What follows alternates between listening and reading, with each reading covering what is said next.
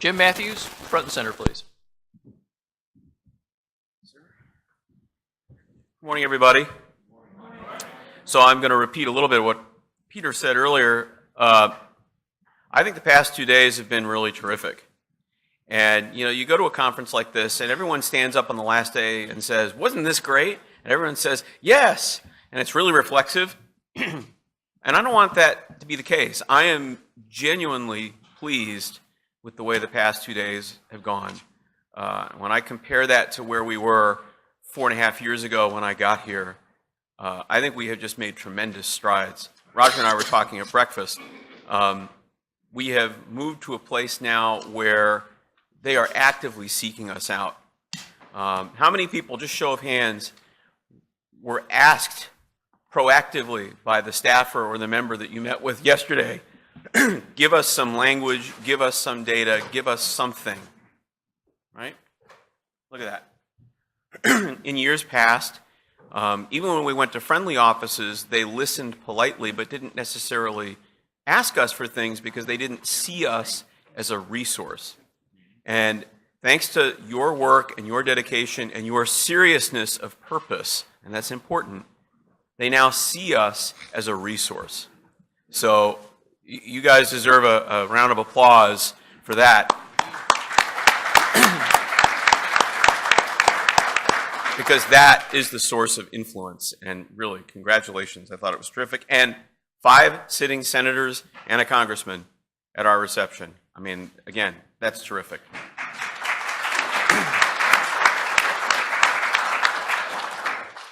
Okay, so my report this morning is roughly about 2018, although we'll probably drag a little 2019 into it too. So I'm going to tell you, I've got some great news and some good news and some bad news. And we're all going to have to face all of this together. But I think the great news should give us the energy to deal with the bad news. So first, let's talk about the good news. I think that 2018, as I alluded to earlier, is a year that shows that advocacy really does work. We got a lot of things done. We got a lot of things done that have been goals for this association for the past 40 or 50 years.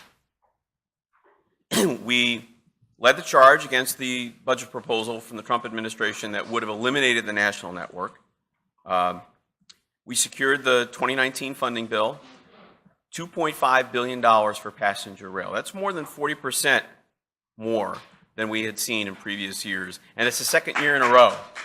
Second year in a row. And as anybody who was at our reception last night knows, the Southwest chief, not only did we beat back the bustitution plan, but we used that moment to establish our bona fides with the Senate as a source of data and analysis and information. We have credibility now that we never used to have, and that's going to help us going forward. And you saw how galvanized the Senate particularly is to keep the firewall up on the Southwest chief. I hope that came through in your meetings yesterday. They certainly came through in my meetings, that this is a Congress that is very much on the side of the national network. We organized a mayoral campaign, connected our members with more than 300 local officials, keeping service levels intact and supporting the national network. That's part of the source of our strength in Congress. Mayors are outsized influencers in Congress, and this has been really key to the Congress being receptive to what we have to say because they're hearing it from their officials in their districts. And those folks are hearing from us.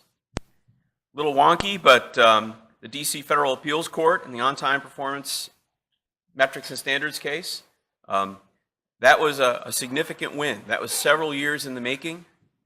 And where we are on that right now is that AAR is once again trying to fight it in the Supreme Court.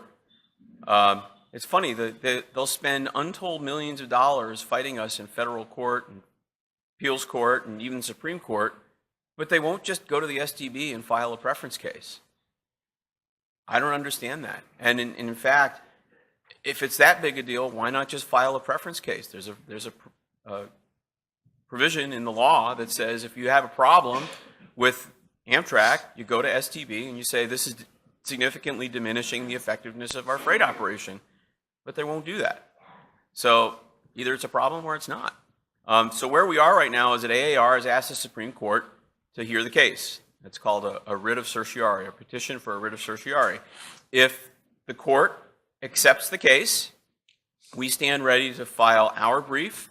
Amtrak is going to file its brief. And the coalition of passenger organizations that's been working on this will file a brief. We prepared our brief. There was a deadline of February 28th to petition the Supreme Court for the cert petition or respond to the cert petition.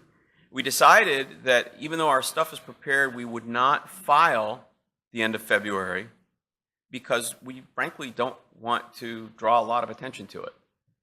AAR has asked the Supreme Court to hear the case, and if the Supreme Court does not grant certiorari, well, then it's done. So we kind of don't need to do anything. So we're sort of standing by. We want to see what the court says. If the court grants the cert petition, they will go to the Supreme Court in the fall, and we will be right there. But we're going to kind of hang back, and we're going to see how that turns out. And an interesting fact here, one of the three judges who ruled in our appeals court victory last July was current Supreme Court Justice Brett Kavanaugh.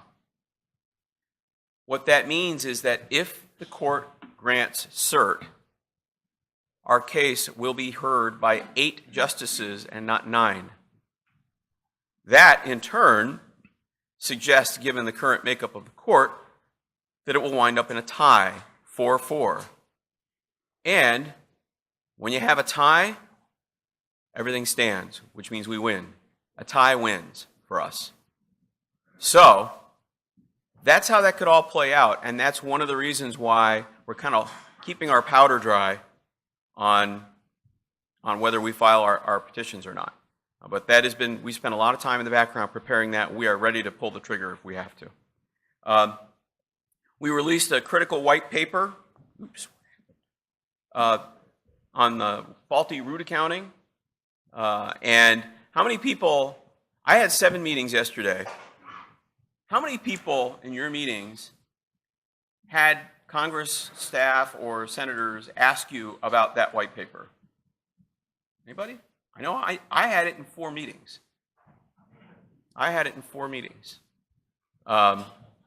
Dave Randall, remember Alex was asking us for, yeah, so that is getting traction in Congress, and we learned yesterday at the reception, George, that Senator Feinstein's office is used that accounting paper, and that it's really on Congress's radar now. So that really does, a lot of the heavy lifting there goes to George, and so I want to give a public recognition to George.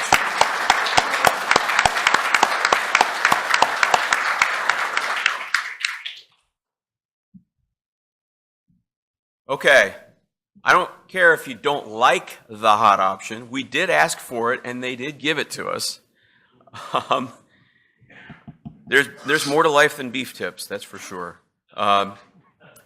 We kept pressing, and they're now moving towards 3 hot options in the contemporary menu. They tell us that the contemporary menu is going to be an experiment and not continue. They've released a new RFP for new food service. The idea behind the contemporary menu, found out a little bit more about how it all came to be, and it explains why it was such a debacle when it rolled out. They were trying to be decisive, and they said, well, what can we get done, existing vendor, in 60 days? If I gave you 60 days, what could you roll out to the train? And they all kind of looked at each other, and we'll get back to you. And this is what they came up with. This is contemporary menu. And that's why it started out with cold options, because that was what they could pull together in 60 days. The real key to making the hot options work in this new or experimental dining model is not the food vendor, it's the ovens. They're trying to install these Turbo Chef ovens. How many people have ever been to Subway? Go to Subway, right? A few of you? So they have these ovens, they're convection ovens, they're not microwaves, but the technology in them lets you cook really, really fast. And so that's what they're installing in the dining cars and in the cafe cars are these ovens, these Turbo Chef ovens, and they're high capacity ovens. They're 24 meals at a time. Now, what they told us at Amtrak was we wanted to get it out because people were saying they wanted a different kind of food experience. So they didn't wait for the ovens. They just rolled it out there. And they now seem to think that they can get all the ovens installed that cook 24 meals at a time without microwaving the snot out of the food by the summertime. I said, well, that's your peak time. You need to get that out there. And they know, but they also know that they screwed up the rollout pretty badly. And so as they look at the new food vendor, they're actually using that as a case for the new food vendor, saying, look, we don't want to screw this up again, and this was kind of bad, so help us not do that. Again, I think if they make mistakes and they learn from their mistakes, we ought to be okay with that. We would rather they not make the mistake, but if they learn from the mistake, I think that's something we should be okay with. Obviously, we've been on the front lines of the FAST Act, the Surface Transportation Reauthorization. I hope you got the sense in your meetings yesterday that is really coming up and really animating a lot of what's being done up on the Hill right now. Is it infrastructure? Is it reauth? Depending on which office you talk to, it's one or the other or maybe both. But we know that there's a lot of appetite now in the Congress to kind of do something. And so it really is up to us to keep up the drumbeat and make sure that we are front and center with them as those conversations take place. We also got Amtrak to commit to have our DC staff and selected members, when we have the opportunity to do it, work with Amtrak to develop the follow-on to the 5-year fleet plan. They have to continually refresh the fleet plan. So the one that they just put out is basically, it's not quite a first draft, but they will continue to iterate through that plan. And they have committed to letting us be part of that process. We're also taking part in a group within Amtrak that's working on designing what they're calling the car of the future. And the car of the future is not necessarily the car of the future, but it's a car that will have different things in it that reflect amenities or systems that they want to try and want to potentially incorporate in future cars. So it's going to be a little bit of a mishmash because this car is going to have different kinds of technologies that you'll experience. And the idea is that this group needs to have its ducks in a row with our ideas baked in so that by August they can go to the board and say, hey, give us a little bit of money here in the marketing group so that we can build a car, just one, and get it out on the road for people to kick the tires. So that's the objective, and you'll get a laugh out of this. The project internally within Amtrak, they call it Project Tiny House. Everybody know what a tiny house is? Okay, so their idea is that, hey, we've got this little limited space. What kind of cool things can we put in this limited space and make it all work? So that's why they've called it Project Tiny House. They want to see what they can do within that shell, within that framework. So again, we're now part of that process. So we continue to expand our engagement beyond the Congress. When I got here, we were mostly about Congress. We did a few things here and there, but when I got here, we were primarily involved in engaging with Congress. And as you can see, Congress has proven to be very, very important in this process for sure, and has really been our ally in fighting back on some of the more ill-conceived ideas that have come out of Amtrak headquarters. But we've also started to really solidify our relationships in other agencies. Federal Railroad Administration, DOT, Surface Transportation Board. I was having a conversation last night with someone from Texas Central who wants us to, she knows that we've been doing filings at the Surface Transportation Board in support of the Texas High-Speed Project, and was asking me pretty forcefully to file again a brief in an upcoming case that Texas Central is pushing with the Surface Transportation Board. So we are now really partners in that process. I have been appointed to represent us and represent the passenger rail user on several committees and panels: the Railroad Safety Advisory Committee, the Hazardous Materials Task Force, the FRA Midwest Rail Plan Study Working Group, the Southeast Rail Plan Study Working Group. I was just named to the Northeast Corridor Safety Committee.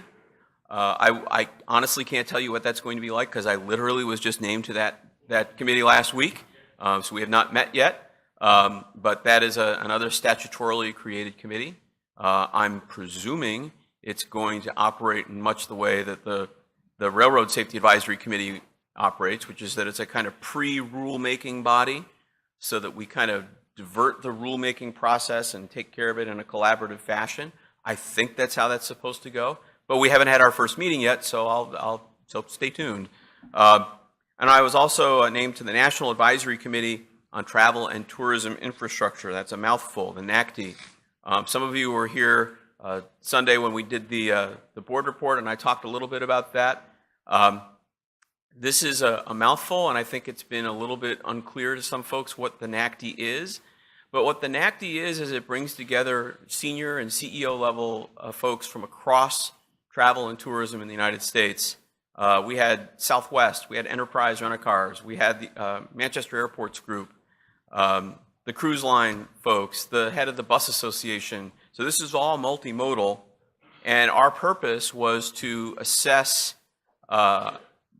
where we are in this country in critical infrastructure that's related to travel and tourism, and look for threats to that infrastructure and bottlenecks to improving it. We had 2 years to do our work, and last week we reported back to the DOT.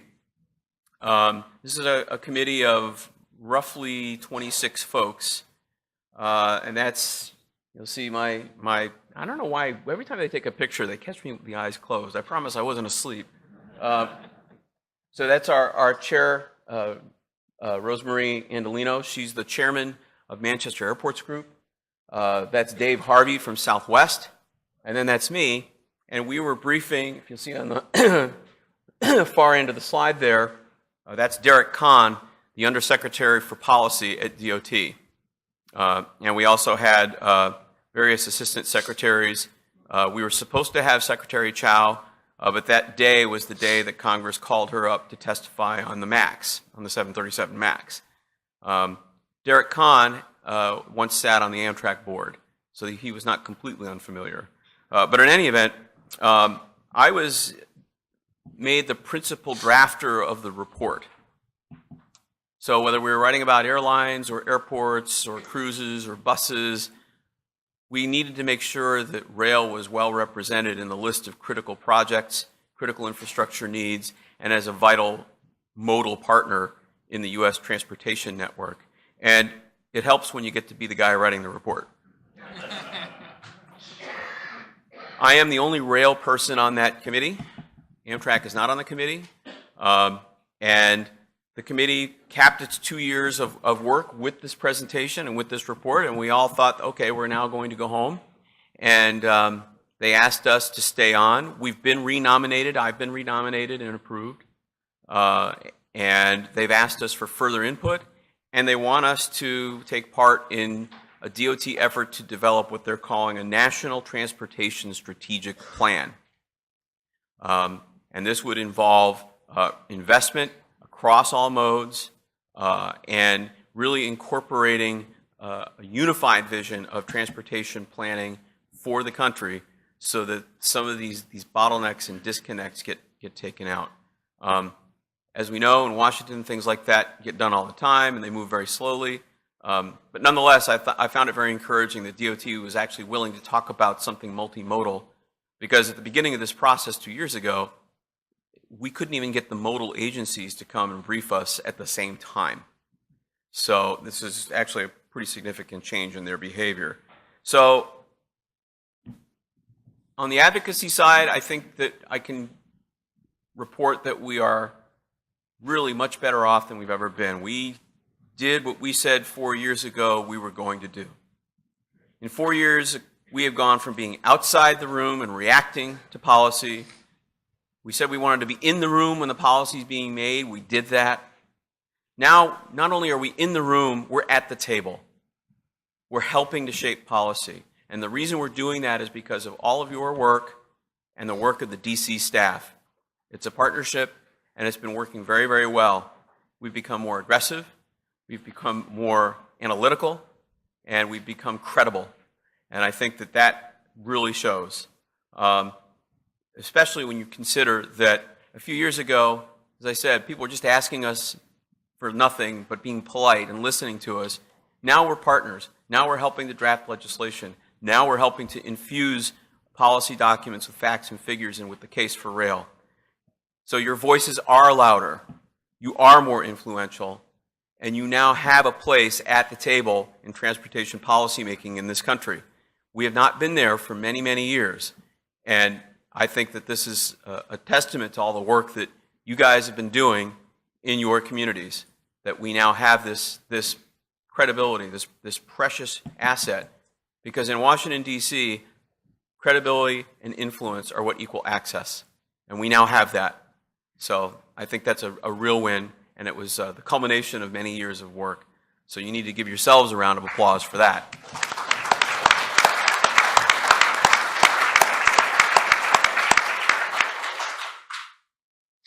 All right, let's talk a little bit about financial issues and challenges. I'm not going to spend a lot of time on this only because Peter is going to deliver the finance report, the full finance report.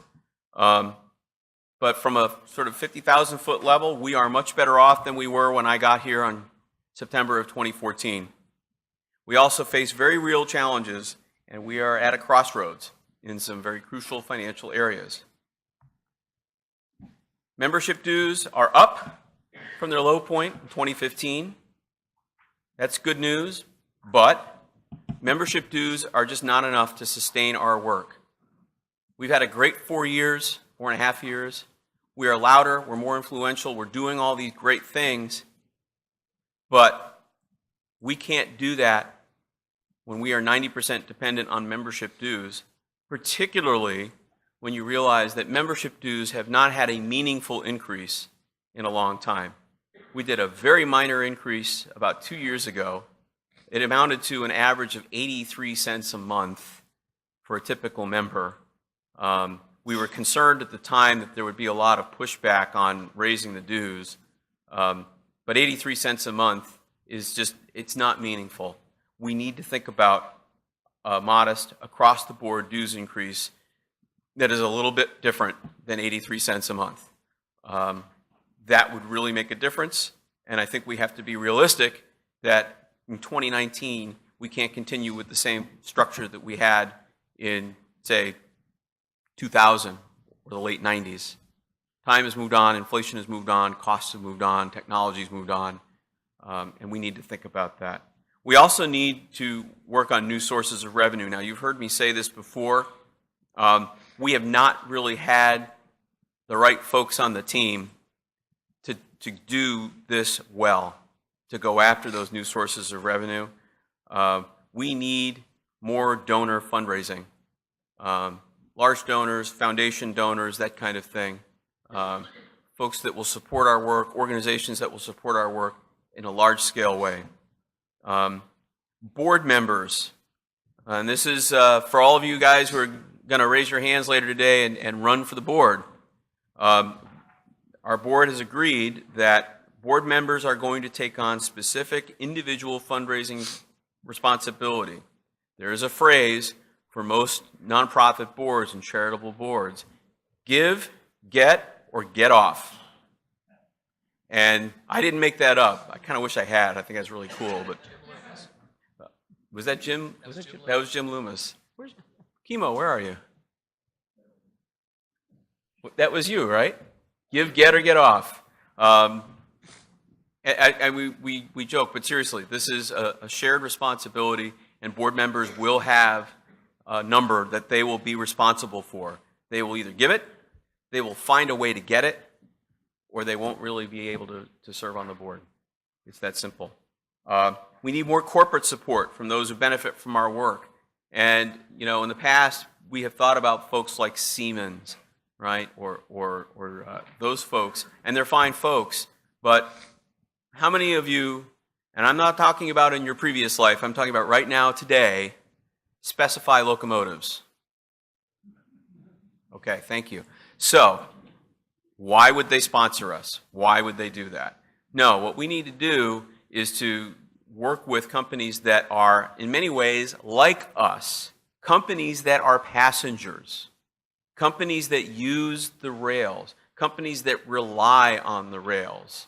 You know, we heard about, on Monday, you know, from Mike Friedberg, we heard about, you know, Guardian Life Insurance. Who would have thought Guardian Life Insurance would be giving money and support for transportation? Well, as you heard from Mike, their folks travel, and their folks need this stuff to work on the Northeast Corridor, and it hurts their business if they don't. And we need to do more of that. We also need a much stronger focus on grant opportunities, and frankly, we just have not had the horsepower to do the grant applications in sufficient volume to get this kind of thing done.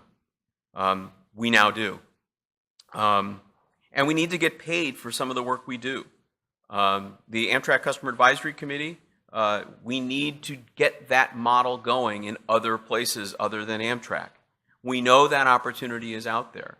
But again, we just have not had the horsepower to be able to take the time to go out and get those folks on board. There's a process and there's a cultivation process that goes with that, and it just takes time and horsepower that we have not had. Now we do. The research projects that you've seen us present here this week, those are good. Something as extensive as the Southwest Chief Project, if you went to like an AECOM or somebody like that, they're going to ask you for, you know, several $100,000 to produce work like that. We need to start getting support, grant support and other support for that kind of work. We now have the capability in-house to do that, which means we now have the capability in-house to ask for that kind of support. And we will start doing that. But again, that's a principle that I think is different for us, that we need to start getting paid for some of the work that we're doing, and we need to start being worth that kind of money. And we are finally worth that kind of money. And now, I'm going to let the elephant into the room. The demographics of this association, and especially that of our elected leadership, do not reflect the ridership that's out there. I am convinced that this poses an existential threat to this association. Plain and simple. Let's start with age. The green bars represent our association's members, and what this green bar is this room today. Unless there are folks who did not check in our check-in table Sunday and Monday, these percentages reflect this room. Amtrak ridership is about 24% 65 plus. This room is 62% 65 plus. In the 31 to 64 age group, we have 29% in this room. Amtrak ridership is more than half. Under 30, 23% of Amtrak ridership is under 30. And if you were to look at that simply on the short distance state supported corridors, that number would be way, way up. They're outsized users of the corridor services. Generously, we have 9% under 30 in this room. This does not look like the ridership. We need to look at ourselves in the mirror and think about what that means. Gender.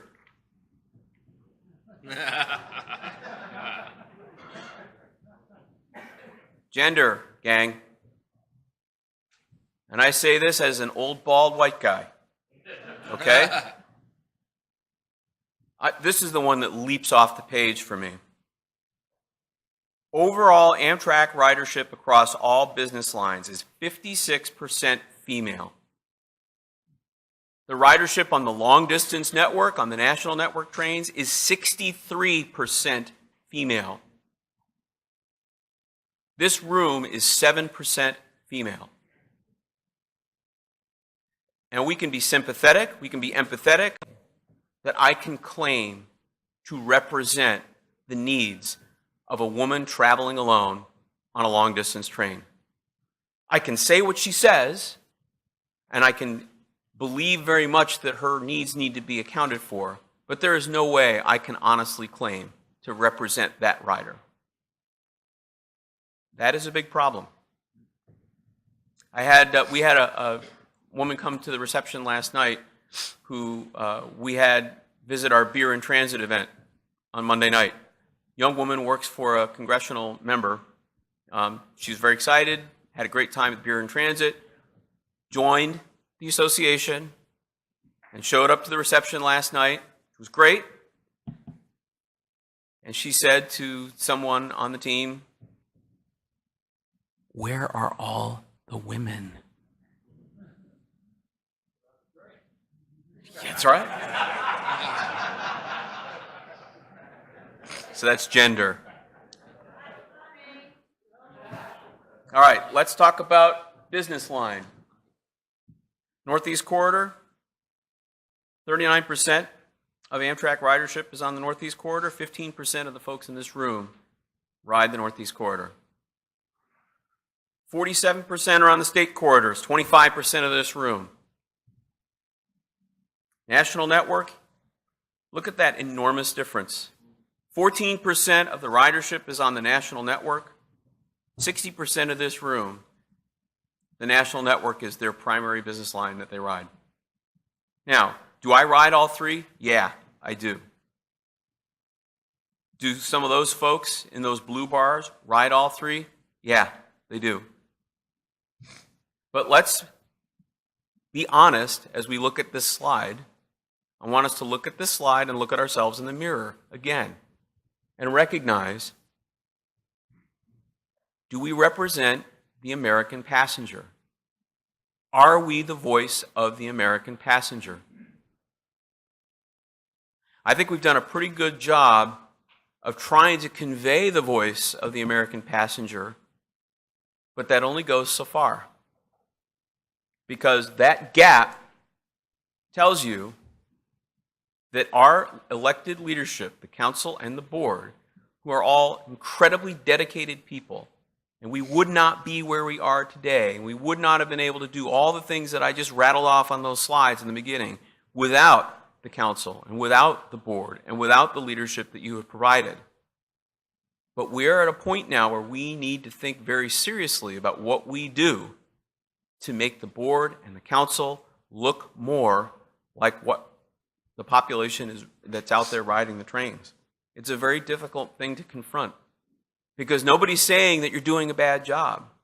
Everyone's saying that you're doing a fantastic job. And I hope that all those slides I showed at the beginning showed you that the leadership of this organization is doing a fantastic job. But this is a reality. We can't sidestep it any longer. And this, I'm just going to leave this. This is just a selection. This is from the long distance routes. The white bars represent the population on the train that is, the blue bars represent the population on the train that's white. It's Caucasian. Now, let's all look around the room. We know what this is. Those red bars are African American. The green are Asian. The orange bars to the right are Latino. Let's look at this chart again and think hard about what we can do to be more welcoming. We all agree that we want new members, younger members, and more diverse membership. I have not encountered anybody, council, board, or rank and file, who disagrees with this statement. Everyone tells me we need to get younger, we need to get more diverse, we need a wider base. Everybody tells me that, and everybody supports that. I know we all do. I know we all sincerely want that. I know you guys are not lying to me when you say that. I know you want it. But are we willing to do what is required to welcome those members, to hear their views, to advocate for their concerns? Are we willing to do that? Or do we want them to come in and think like us and look like us and behave like us and like the things we like so that they don't feel welcome? Are we willing to meet them where they are instead of where we want them to be? And are we willing to give them a voice in the leadership of our association? Do we want them to be here with us today, helping to make policy, helping to shape our view of the future? Do we want them to be part of this? Why is this a serious threat? Well, obviously, from sheer math point of view, without new members, we get smaller and less influential every year. You know, we've turned the membership thing around for the past couple of years, but that's temporary. If we don't start bringing new folks in, that's going to change, and it may already be changing. Without more members of color, we get less attractive to new members who don't look like us. I can't put it any more plainly than that. You walk into a room, you want to know that you can be part of whatever that room is. And I know that's an uncomfortable thing to hear, and I know there's probably half of this room is angry at me for saying it. But guys, it's my job. I have to tell you this. And it's your job to decide as an organization what you want to do about it. Without more female members, we fail to represent more than half of Amtrak's ridership. The numbers are there, guys. The numbers are there. Without a more diverse membership base, we become less attractive to major funders, donors, and corporate supporters. Now, this is really important. If we're going to go out and find these new revenue sources so that we can really start to address some of the financial challenges that we have, grant-making organizations want to know what your demographics are. They want to know whether you have a diverse membership. They want to know who you're serving.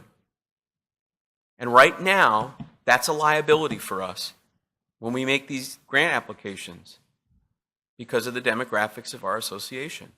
It's uncomfortable, I know, and it makes me feel bad to say it, but that's kind of where we are.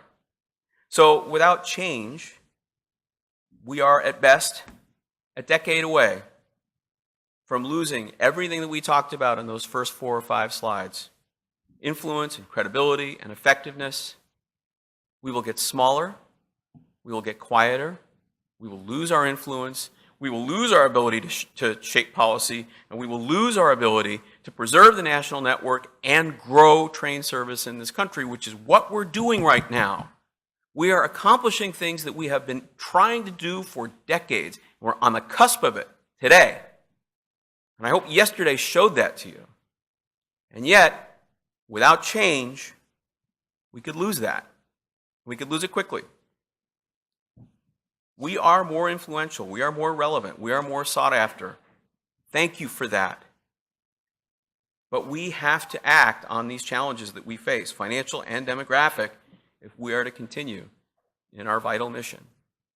And I'm sorry to be the bearer of bad news, but I suspect that most of you already kind of knew this anyway.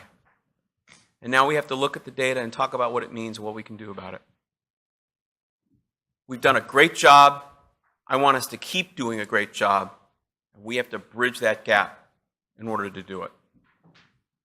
So, that's all I have. Do we have time for questions, or are we over?